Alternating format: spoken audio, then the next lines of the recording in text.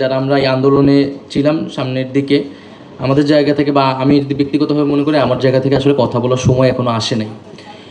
তো সেই সময়টা আসলে আরও পরে আসবে আমি মনে করি, যখন সব কথা বলা যাবে। কারণ অনেক ঘটনা এখানে ঘটছে। আবার এটাও সত্য, যদি এই সময় আমরা কিছু ঘটনা বলে না রাখি তাহলে এই ঘটনার নানান ডিফারেন্ট ইন্টারপ্রিটেশন হবে বা হচ্ছেও। তো সেই জায়গা থেকে আসিফ এই কাজটা করছে, এটা আমাদের সবার জন্য একটু সহায়ক হবে। তো আসিফের বইতে মোটামুটি একটা বর্ণনা আছে, এটার যদি ডিটেইলস ও করতে যাইতো এটা হয়তো 400-500 পৃষ্ঠার ভলিউম হইতো, সে একটা সংক্ষিপ্ত বর্ণনা আছে। তো এই আন্দোলন নিয়ে অনেকগুলো বিষয় তো আসলে আসছে, যে প্রথমত যে এই আন্দোলনটা কি পরিকল্পিত ছিল নাকি এই আন্দোলনটা আসলে স্বতঃস্ফূর্ত ছিল, এই ডিবেটগুলো আন্দোলন পরবর্তীতে আসছে। এবং আমি এটা আসলে বিরোধাত্মক মনে করি না, এই আন্দোলনটার একটা পরিকল্পনার মধ্য দিয়েই আগাইছে, আবার পরিকল্পনার বাইরে যাওয়া ঘটনা প্রবাহ আগাইছে এবং মানুষের স্বতঃস্ফূর্ততা আসছে। এবং মানুষকে যে স্বতঃস্ফূর্তভাবে কানেক্ট করতে হবে, এটাই কিন্তু এই আন্দোলনের মূল পরিকল্পনা ছিল একদম শুরুতেই। কারণ আমরা শুরুতেই আন্দোলনের নেতৃত্ব, আন্দোলনের কৌশল, এই বিষয়গুলো নিয়ে আমাদের একটা চিন্তাভাবনা ছিল। এবং আমরা যেহেতু ক্যাম্পাসে গত 7-8 বছর দীর্ঘ সময় ধরে আন্দোলনই করছি আসলে, নানান এই ছাত্রদের পক্ষের আন্দোলনগুলা, এবং ওই রাজনৈতিক দলের বাইরে গিয়ে আসলে একেবারেই সাধারণ শিক্ষার্থীদের জায়গা থেকে বিভিন্ন সময় বিভিন্ন ইস্যুতে, সেই 18 সালের কোটা সংস্কার আন্দোলন থেকে নিরাপদ সড়ক, ডাকসু নির্বাচন, এবং এরপরে নানান যে আবরার হত্যা বিরোধী আন্দোলন। ফলে যেমন আমাদের তো একটা ছাত্র সংগঠন ছিল ছাত্র শক্তি, তো ছাত্র শক্তির আহ্বায়ক হিসেবে বা মূল নেতৃত্ব হিসেবে ছিলেন আক্তার হোসেন, ক্যাম্পাসে খুবই পরিচিত মুখ ডাকসুর নেতা হিসেবে। কিন্তু আমাদের নিজেদের মধ্যে একটা আন্ডারস্ট্যান্ডিং ছিল যে আক্তার হোসেন সামনে থাকবেন আমরা যখন আন্দোলনটা শুরু করব। ইভেন এরকমও ছিল যে আমিও আন্দোলনের শুরুতে সামনে থাকবো না, আমাদের যে যারা পরের লেয়ারে আছে বা ঢাকা বিশ্ববিদ্যালয়ের নেতৃত্ব আসিফ বাকের, তারা এই আন্দোলনটাকে লিড দিবে আমাদের ছাত্র শক্তির জায়গা থেকে আর কি। তো পরবর্তীতে যখন যেহেতু এটা কোটা সংস্কার আন্দোলন, চাকরি প্রত্যাশীরা যারা একটু সিনিয়র বা আমার ব্যাচের অনেকেই এই আন্দোলন যুক্ত হয়েছে, তো তখন সেই জায়গা থেকে আমাকে আশা লাগছে। এবং আক্তার ভাই পিছনে থাকছেন, মাহফুজ ভাই পিছনে থাকছেন, ওনারা কাজ করছেন পিছন থেকে। কথা ছিল যে আমরা তো আগেই জানতাম যে আন্দোলনের সময় একটা ক্রাইসিস মুভমেন্ট আসবে, হামলা নিপীড়ন এই সময় আসবে, যেহেতু বিরোধী রাজনীতির সাথে আমরা অভ্যস্ত ছিলাম। তো তখন আক্তার ভাই বা মাহফুজ ভাই তারা পিছন থেকে সামনে এসে রোল প্লে করবে। তো পরবর্তীতে আক্তার ভাই গ্রেফতারি হয়ে যান 17 তারিখে। এবং এরপরে যারা আরও ঢাকা বিশ্ববিদ্যালয়ের নেতৃত্ব ছিল, এখানে রিফাত নিজেই উপস্থিত আছে, হাসিব আছে, মাহিন, কাদের, যদি মাহিন ছাত্র শক্তি ছিল না। আরেকটা জিনিস ছিল যে আমাদের এই আন্দোলনটা ছাত্র শক্তি থেকে বের হয়ে করতে হবে। এই আন্দোলনটা তখনই আমরা বৈষম্য বিরোধীর পরিচয় নেই আসলে, আমরা ছাত্র শক্তি হিসেবে নিজেদেরকে ট্রিট না করে এটার পরিসরটা বিস্তৃত করি এবং আরও মানুষকে যুক্ত করি। তখন যারা লাইব্রেরিতে পড়তেছিল, যারা সার্জিস হাসনা, তখন সেই ধারাবাহিকতা তারা এসে যুক্ত হয়, মাহিন। এবং আমরা আন্দোলনটা বৈষম্যবিরোধী 1 জুলাই থেকে বৈষম্যবিরোধীর নামে আসলে আগায় নিয়ে যাই। তো আমি আসলে ইতিহাসটা বলতে একটু কম চাই, কারণ আমার কাছে মনে হয়েছে যে এই আন্দোলনটা যেহেতু একটা স্বতঃস্ফূর্ত গণ অভ্যুত্থান এবং নানা মানুষের অংশগ্রহণ, অবদান, এবং আমরা নিজেরাও আসলে জানি না কোথা থেকে কত সাপোর্ট আসলে সেই সময় আসছে। তো আমি বললে সেটা আমার গল্পই হবে আসলে। আসিফ যখন বইটা লিখতেছে এটা আসলে আসিফেরই গল্প, রিফাত যখন বলতেছে এটা রিফাতে, আমাদের প্রত্যেকেরই এই অভ্যুত্থানে আসলে আলাদা আলাদা একটা গল্প আছে। এই আলাদা আলাদা গল্পগুলো একটা কালেকটিভ স্টোরি বা মেমোরি আমাদের জন্য হয়তো তৈরি করবে। আমরা যখন এখানে বলতেছি এটা নিশ্চয়ই ঢাকা বিশ্ববিদ্যালয় কেন্দ্রিক গল্পটা, কিন্তু ঢাকা বিশ্ববিদ্যালয়ের বাইরে আমরা জানি প্রাইভেট বিশ্ববিদ্যালয়ের ভূমিকা পালন করছে, মাদ্রাসা শিক্ষার্থীরা নেমে আসছে। আমি তো এখনও জানি যে কুমিল্লায় আসলে কীভাবে আন্দোলনটা সংগঠিত হয়েছে, বা নরসিংদীতে কীভাবে সংগঠিত হয়েছে, তো ঢাকার বাইরে কীভাবে সংগঠিত হয়েছে। তো তাদের গল্পগুলো আমাদের আরও বেশি করে আসলে আসা দরকার। এবং আন্দোলনের 19 তারিখ থেকে বেসিক্যালি 1 তারিখ পর্যন্ত ব্যক্তিগতভাবে আমি বা আমার সাথে আসিফ বা বাকের, আমরা কিন্তু আর মাঠে ছিলাম না। আমরা 17 তারিখ পরেই ঢাকা বিশ্ববিদ্যালয় যখন বন্ধ হয়ে যায়, আন্দোলনের নেতৃত্বটা মূলত সাধারণ জনগণের কাছেই চলে যায় আর কি। এবং তখন যখন আমরা ডিবিএফএস ছিলাম, রিফাত, রশিদরা তখন এটার একটা কমান্ড নেয় সোশ্যাল মিডিয়াতে। তো সেই জায়গা থেকে তখন মাঠের যে মূল যুদ্ধ অবস্থা যেটা তৈরি হয়েছিল, যেখানে আসলে সবাই যখন শহীদ হওয়া শুরু করলো, মানুষজন আহত হওয়া শুরু করলো, তো ওই সময়টা কিন্তু আমরা ছিলাম, আমি গুম হয়েছি, হাসপাতালে ছিলাম, তারপর ডিবি অফিসে, তারপর সেখান থেকে বের হয়ে আসা। তো আন্দোলনে আমি খুব বিচ্ছিন্নভাবে আসলে কথা বলতেছি, ধারাবাহিকতা তো রাখতেছি না। আমাদের একটা জিনিস ছিল যে আন্দোলনের স্বতঃস্ফূর্ততা রাখতে হবে, মানুষকে পার্টিসিপেট করতে দিতে হবে, মানুষও যাতে ডিসিশন নিতে পারে এই আন্দোলনে যে সে কীভাবে কর্মসূচিটা করবে।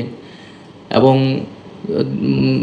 মানুষের যেটা জনমত এবং জনমত বোঝার জন্য আমাদের তখন সোশ্যাল মিডিয়ায় ছিল, সেই অনুযায়ী আমাদের কর্মসূচিটা নিতে হবে। আমরা ফ্যাসিলিটেট করবো বেসিক্যালি আন্দোলনটা, বা কোঅর্ডিনেটর, এই শব্দটা সেখান থেকে আসছে। আমরা আন্দোলনটা লিড দিব না, আমরা আন্দোলনটাকে কোঅর্ডিনেট করব, আমরা আন্দোলনটাকে সমন্বয় করব। সারা বাংলাদেশে যে হচ্ছে, বা সাধারণ মানুষ, তাদের ইমোশন, তাদের সেন্টিমেন্ট, সব কিছুকে আমরা কোঅর্ডিনেট করব। তো সেই জায়গা থেকেই এই চিন্তাগুলো আমাদের মাথায় প্রথম থেকে ছিল, শুরু থেকে ছিল, এবং আমরা চেষ্টা করছি আন্দোলনের সময় এই জিনিসগুলোকে ধরে রাখার। এবং যেমন 16 তারিখেই কিন্তু আমরা এটা বুঝতে পারছিলাম এই আন্দোলনটা সরকার বিরোধী একটা আন্দোলনের দিকেই যাবে, এবং যেতে হবে, নিয়ে যেতে হবে, কারণ এই সরকারের হাতে রক্তের দাগ লেগে গেছে। সেদিন 6 জন মানুষ মারা গেছে, এবং তার আগের দিন ঢাকা বিশ্ববিদ্যালয়ের মেয়েদেরকে হামলা করা হয়েছে। এবং 9 দফা সাজানো হয়, 9 দফার ভিতরে 1 দফার মেসেজটা ছিল, কিন্তু আমরা প্রথমেই 1 দফার দিকে যাই নাই, কারণ আমরা জানি যে এই 1 দফার বা পুরো সরকার পতনের বিষয়টা জনগণের ভিতর থেকে আসতে হবে। মানুষ যখন চূড়ান্তভাবে সিদ্ধান্ত নিয়ে নেবে, আমরা তখন আনুষ্ঠানিক ঘোষণাটা দেবো, এবং এইরকমটাই হয়েছিল। 3 তারিখ কিন্তু বৈষম্য বিরোধীর পক্ষ থেকে আনুষ্ঠানিক ঘোষণা দেওয়া হয়, কিন্তু তার আগে কিন্তু মানুষ সিদ্ধান্ত নিয়ে নিয়েছিল। এবং শহীদ মিনারে আসলে 1 দফার বাইরে অন্য কিছু বলার সক্ষমতা আমাদেরও ছিল না, কারণ মানুষ ওইটাই তখন মানুষের দাবি। আবার গণভবন যে ঘেরাওয়ের যে কর্মসূচি, 5 তারিখে কিন্তু কোনো আনুষ্ঠানিক কর্মসূচি ছিল না যে গণভবন ঘেরাও করতে হবে। 5 তারিখ কর্মসূচি ছিল লং মার্চ টু ঢাকা, যে ঢাকায় আসতে হবে। ঢাকায় এসে মানুষ কী করবে, এটা মানুষ সিদ্ধান্ত নেবে। সো মানুষকে সেই সিদ্ধান্ত নেওয়ার জায়গাটা দিতে হবে আন্দোলনের ভিতরে। তো মানুষই সিদ্ধান্ত নিচ্ছে তারা গণভবনে যাবে, আমরা তখন মানুষের সাথে গিয়েছি। তো আমাদের কাজটা ছিল এতটুকুই। তো এই আন্দোলনে আসলে নানাবিধ স্টেক হোল্ডার, নানাবিধ সাধারণ মানুষ, নানান জায়গা থেকে সাপোর্টগুলো আসছে। যেহেতু ছাত্রদের বা বিশ্ববিদ্যালয় থেকে আন্দোলনটা নেতৃত্ব দিচ্ছে, অবশ্যই ছাত্র সংগঠনগুলো ছিল, ছাত্র শক্তির বাইরে আরও যারা বিরোধী ছাত্র সংগঠন, ছাত্র শিবির, ছাত্র দল বা বামপন্থী ছাত্র সংগঠনগুলো, তাদের একটা ভূমিকা ছিল, এবং একটা আন্ডারস্ট্যান্ডিং ছিল আর কি, যে নানান যেটা হয় যে ক্যাম্পাসগুলো আমাদের বেশিরভাগ আন্দোলন ভণ্ডুল হয়ে যায় নেতৃত্বের একটা কারাকারির কারণে, অথবা অথবা হচ্ছে এই আন্দোলনে যে একটা ব্যানারবাজি থাকে। তো এই আন্দোলনে এই বিষয়গুলো আসলে ছিল না, এই বিষয়গুলো সব ছাত্র সংগঠনে একটা আন্ডারস্ট্যান্ডিংয়ে ছিল একদম শুরু থেকেই, এবং তারা তাদের লোকবল পাঠাইছে এখানে তাদের মতো করে। এবং রাজনৈতিক দলগুলোর সাথে এক ধরনের সমঝোতা ছিল, অলিখিত সমঝোতা, আমরা কখনো বসি নাই, পরিকল্পনা করি নাই। যেমন বিএনপি তারা শুরু থেকেই এই আন্দোলনটাকে বলছে এটা সাধারণ শিক্ষার্থীদের আন্দোলন, আমাদের নৈতিক সমর্থন আছে, তারা কখনোই বলে না এটা আমাদের আন্দোলন, এবং এটা তাদের আন্দোলন ছিলও না শুরু থেকে। আবার আমাদের জায়গা থেকে আমরা বলছি এটা অবশ্যই সাধারণ শিক্ষার্থীদের আন্দোলন, কিন্তু রাজনৈতিক দলের লোকরা এখানে অংশগ্রহণ করতে পারবে না এইরকম কোনো শর্ত আরোপ আমরা প্রত্যক্ষ বা পরোক্ষভাবে করি নাই। বরং যখন সময় হয়েছে, যেমন 23 তারিখে প্রেস ব্রিফিংয়ে যেখানে আমাকে বলা হয়েছিল ডিজিএফআই থেকে, যাতে আমরা বলি যে এটা বিএনপি জামাতের আন্দোলন এবং আমাদের এই সকল আগুন অগ্নি সন্ত্রাস তারা করতেছে। কিন্তু ওই প্রেস ব্রিফিং থেকে আমি আরও বলি যে রাজনৈতিক দলের, বিরোধী দলের নেতাকর্মীদের নির্বিচারে গ্রেফতার করা হচ্ছে সাধারণ শিক্ষার্থীদের পাশাপাশি, আমরা এটা নিন্দা জানাচ্ছি। ফলে এখানে এক ধরনের মিথস্ক্রিয়া ঘটছে, এবং এর ভিতর দিয়ে আন্দোলনটা আসলে একটা পরিণতির দিকে গেছে। তো 5 তারিখ পর্যন্ত আসলে আমরা অনেক ভুল করলেও সেটা আসলে সঠিক হয়েছে, এবং এটা অবশ্যই একটা মিরাকেল আমি মনে করি। উপরওয়ালার একটা অবশ্যই এখানে একটা তার বিষয় ছিল, এবং তিনি সহায়তা না করলে আসলে এই আন্দোলনটা এইভাবে যাইতো না। আমরা মনসুন রেভুলেশন বলা হচ্ছে, কিন্তু পুরো আন্দোলন টাইমে সেই রকম বৃষ্টিপাত হয় না যে মানুষ রাস্তায় নামতে পারবে না, এটাও একটা অলৌকিক ব্যাপার আমার কাছে মনে হয়। তো এরকম অনেক অলৌকিক ঘটনাও আসলে এই আন্দোলনের সময় ঘটছে। আর সর্বোপরি আমরা সাপোর্ট পাইছি মানে মানুষের, এবং যাকে চিনি না জানি না বা দল মত নির্বিশেষে আমরা আসলে এই সাপোর্টটা পাইছি। আরেকটা হচ্ছে আন্দোলনে ছাত্রলীগের একটা অংশেরও কিন্তু ভূমিকা আসলে অনেক বেশি ছিল, যারা ছাত্রলীগ থেকে বের হয়ে গেছে, যাদেরকে এখন আমরা বিদ্রোহী বা বিপ্লবী ছাত্রলীগ বলি, ওই বিদ্রোহী অংশটা, কারণ তারা বের না হলে এই আন্দোলনটা কিন্তু হল থেকে আসলে একটা টাফ ছিল। তো আন্দোলনে ব্লকেট কর্মসূচির একটা গুরুত্বপূর্ণ ভূমিকা ছিল আমার কাছে মনে হয়েছে। তবে আন্দোলনে আমি একটা ব্যাখ্যা বিভিন্ন জায়গা থেকে দেখি, এরকম মানুষ বলার চেষ্টা করে যে আন্দোলনটা আসলে কোটা সংস্কার দাবিতে শুরু হয়েছিল, এবং যখন হামলা নিপীড়ন করা হয় তখন সাধারণ মানুষ ক্ষিপ্ত হয়, মানুষজন মারার সময় ক্ষিপ্ত হয়ে নেমে আসছে। তো এটা একটা সত্য, একটা সাধারণ জেনারেলাইজড একটা ব্যাখ্যা। কিন্তু আমি মনে করি যে এখানে অনেকগুলা ঘটনা ঘটানো হয়েছে দেখেই একটা প্রেক্ষাপট আসলে তৈরি হয়েছে।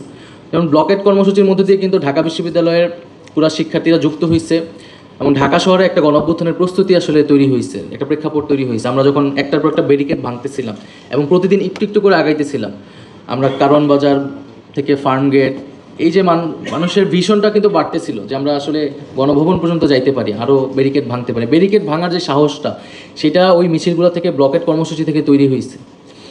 তো আমি বেশি কথা বাড়াবো না, আমি বিক্ষিপ্তভাবে কয়েকটা কথা বললাম। সর্বোপরি যদি আসিফকে নিয়ে বলি, যে এই পুরো আন্দোলনে মানে আমার সাথে বা আমরা যারা যেই কজন খুবই ক্লোজ ছিলাম, তার মধ্যে আসিফ অন্যতম, এবং পুরো ফিল্ডের দায়িত্বটা আসিফ বাকের প্রধানত দেখতো, এবং তাদের সাথে রিফাত, আসিফ, তাদের ওরা সমন্বয় করতো।